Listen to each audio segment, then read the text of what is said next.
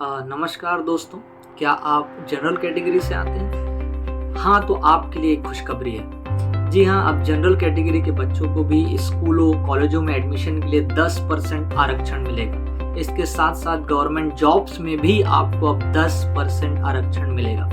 पर इस आरक्षण का लाभ लेने के लिए आपके पास होना चाहिए EWS सर्टिफिकेट। कहाँ से मिलेगा EWS सर्टिफिकेट? क्या है EWS सर्टिफिकेट? कौन करेगा जारी? कहाँ से मिलेगा फॉर्म? आज इन सभी पहलुओं पे विस्तार से हम बात करेंगे। मेरा नाम है सौरभ मिश्रा, आप देख रहे हैं यू टॉक्स। चलिए शुरू करते हैं। माननीय नरेंद्र मोदी की सरकार द्वारा EWS कैटेगरी के लोगों के लिए 10% आरक्षण की घोषणा की गई है। क्या है EWS? आर्थिक रूप से कमजोर परिवार जिनकी साल की आय 8 लाख रुपए से कम है, उनको यह आरक्षण का लाभ मिलने वाला है।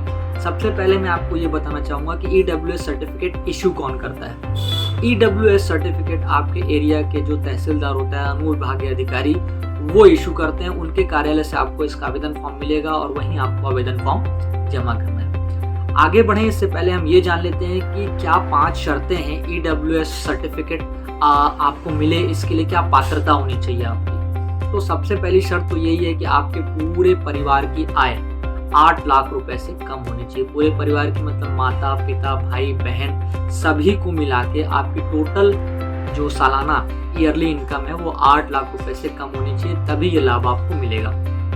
दूसरी शर्त ये कहती है कि आपके परिवार के पास कृषि भूमि 5 एकड़ से ज़्यादा नहीं होनी चाहिए या 5 एकड़ नहीं होनी चाहिए। जो तीसरी शर्त है वो ये कहती है कि आपके पास कोई भी 1000 स्क्वायर फीट का रेसिडेंशियल फ्लैट नहीं होना चाहिए।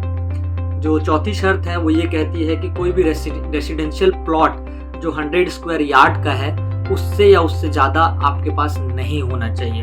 जो पांचवी शर्त ये है वो ये कहती है, और ये रेसिडेंशियल प्लॉट जो है वो किसी म्यूनिसिपल एरिया में नहीं होना चाहिए, और यदि वो म्यूनिसिपल एरिया में नहीं है, पंचायत एरिया में आता है, तो ये 100 स्क्वायर यार्ड से बड़ा नहीं होना चाहिए या उतना नहीं होना चाहिए।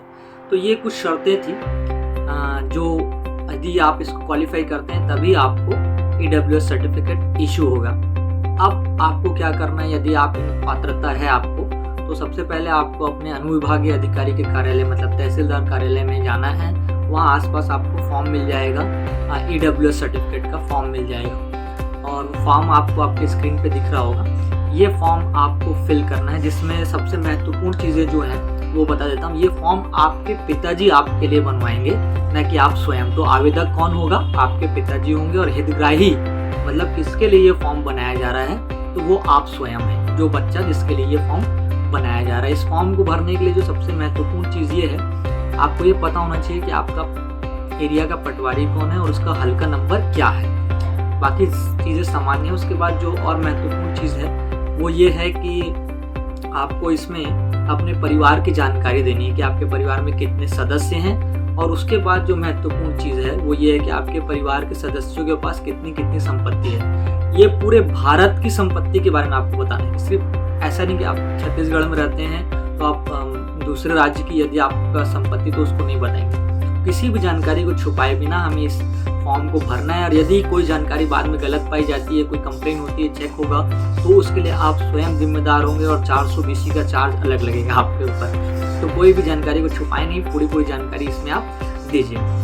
इसके साथ जो एक और चीज़ आवश्यक है वो ये है कि एक पटवारी प्रतिवेदन जो आपको स्क्रीन पे दिख रहा है, ये एक आपको मिलता है। पटवारी प्रतिवेदन आपको फिल कराना पड़ेगा, ठीक है।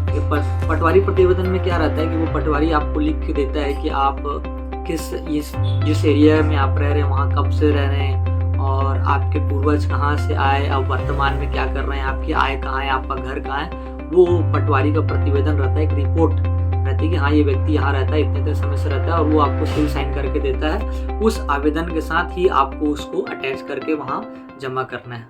इसके साथ एक और महत्वपूर्ण चीज़ रहती है, वो है शपथ पत्र। तो शपथ पत्र भी आपके पिताजी के नाम से ही बनता है कि हाँ मैं शपथ करता हूँ कि मेरे यहाँ मैं रहता हूँ, सो एंड सो जो आपको स्क्रीन पे दिख रहा है, यहाँ पे मैं रहता हूँ, और हम शपथ पूर्वक इस चीज़ को कहते हैं, ठीक है। तो ये चीज़ आपको भर के देनी है। इसके साथ साथ जो आवश्यक चीज़ है वो है आपकी आमदनी प्रमाण पत्र। आमदनी प्रमाण पत्र भी बहुत, आय इनकम सर्टिफिकेट जिसको हम बोलते हैं, वो भी बहुत ज़रूरी है। तो इनकम सर्टिफिकेट भी आपको लगाना पड़ेगा, वो आपको बनाना पड़ेगा कि आपके पिछले वर्ष की आय कितनी थी, उसी के आधार पे आपके 8 लाख का जो निर्धारण है ना वो वैसे ही होता है। तो आपको इनकम सर्टिफिकेट भी बनाना ज़रूर है। साथ में अब आखिरी आता है ये EWS का फॉर्म।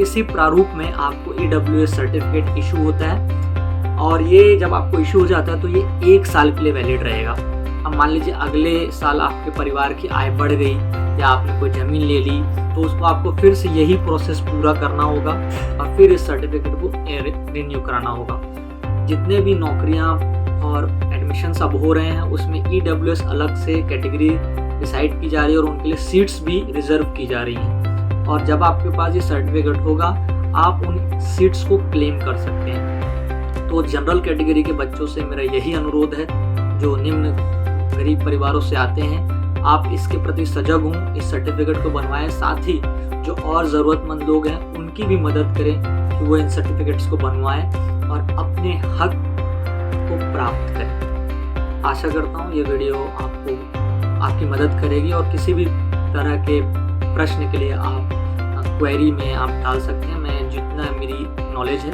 उसके हिसाब से आपकी मदद करने का प्रयास करूँगा। धन्यवाद। जय हिंद, जय भारत, जय छत्तीसगढ़।